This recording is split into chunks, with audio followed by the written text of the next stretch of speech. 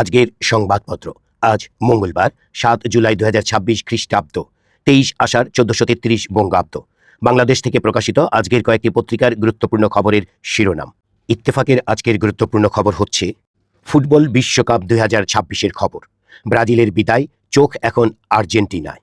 রোহিঙ্গা ক্যাম্পে পাহাড় ধসে নারী শিশু সহ ৮ জনের মৃত্যু।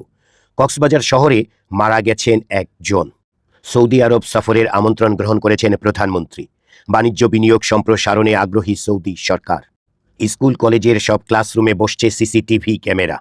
সাভারে এনসিপির সমাবেশে বিস্ফোরণ, ৪ জন আহত। নাহিদ আখতারের নেতৃত্বে প্রতিবাদ মিছিল।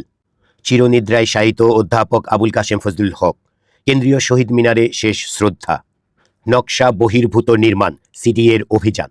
চট্টগ্রামে একাধিক ভবন সিলগালা, জরিমানা।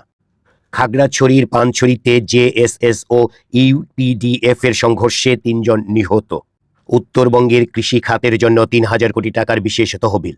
৯% সুদে ঋণ পাবেন কৃষি উদ্যোক্তারা। সমকালের অন্যতম গুরুত্বপূর্ণ খবর হচ্ছে সংসদের নিষ্প্রভ জামায়াত, এমপিদের ভূমিকায় বিব্রত। প্রথম আলোর অন্যতম প্রধান খবর হচ্ছে মূল্যস্ফীতি ও মজুরি সংক্রান্ত খবর।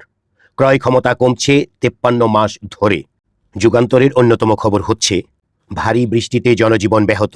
বঙ্গোপসাগরে ট্রলার ডুবে ৬ জেলে নিখোঁজ।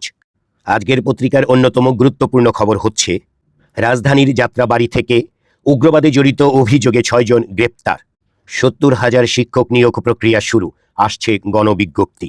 বিদেশে যাওয়ার প্রচার, ২০ দিন পর উঠান খুঁড়ে মিলল স্ত্রীর লাশ। খবরটি মৌলভীবাজারের রাজনগরের। বাসাবাড়িতে গ্যাস নেই, মহাসড়ক অবরোধ স্থানীয়দের। খবরটি ঢাকার ধামরাইয়ের।